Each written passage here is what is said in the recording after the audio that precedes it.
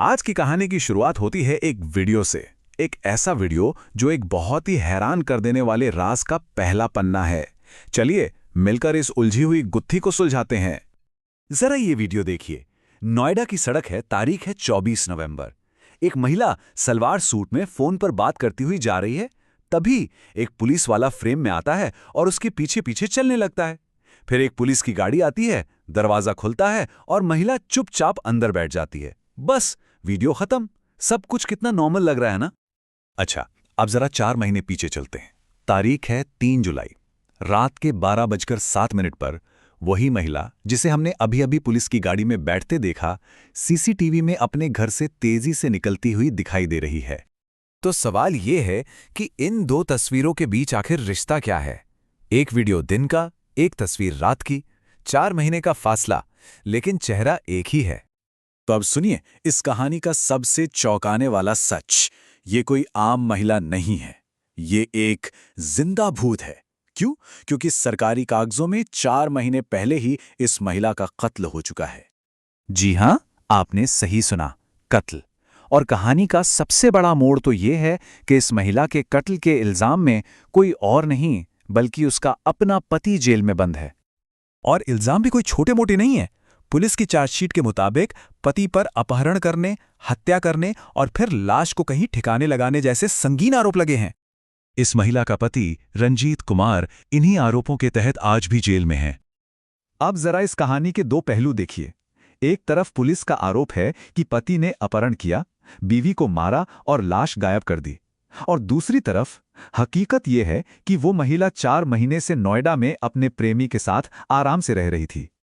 तो सवाल यह है कि आखिर हुआ क्या था?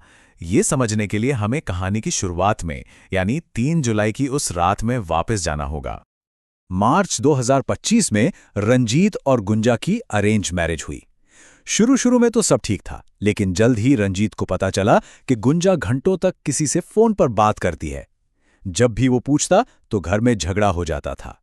और फिर आई 3 जुलाई की रात। जब रंजीत की नींद खुली तो गुंजा घर पर नहीं थी। सीसीटीवी फुटेज में वो रात के 12:07 पर अकेले ही घर से निकलती हुई दिखी। और बस यहीं से एक आम सी गुमशुदगी की रिपोर्ट देखते ही देखते एक हत्या के मामले में बदल गई। पर सवाल है कैसे? 4 जुलाई को रंजीत खुद पुलिस स्टेशन जाकर अपनी पत्नी की गुमशुदगी की रिपोर्ट लिखवाता है। लेकिन सिर्फ 3 दिन बाद गुंजा के घरवाले आते हैं और सीधा दहेज के लिए हत्या का आरोप लगा देते हैं। और अब यहां से पुलिस का अजीब खेल देखिए।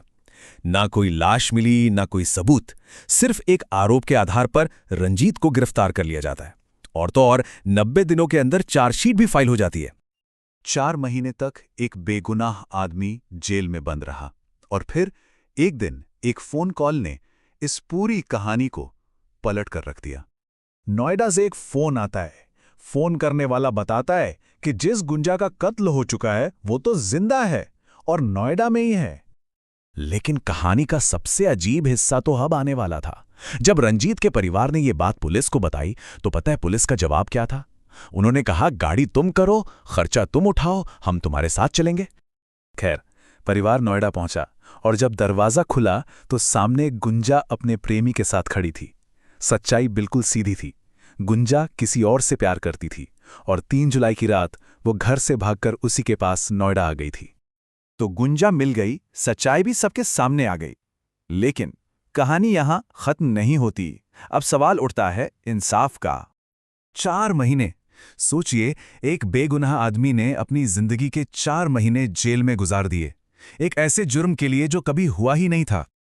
और सबसे बड़ी हैरानी की बात तो यह है कि गुंजा के जिंदा मिलने के बावजूद रंजीत आज भी उसी झूठी चार्जशीट के आधार पर जेल में बंद है। ये कहानी हमारे सिस्टम पर एक बहुत बड़ा सवाल खड़ा करती है।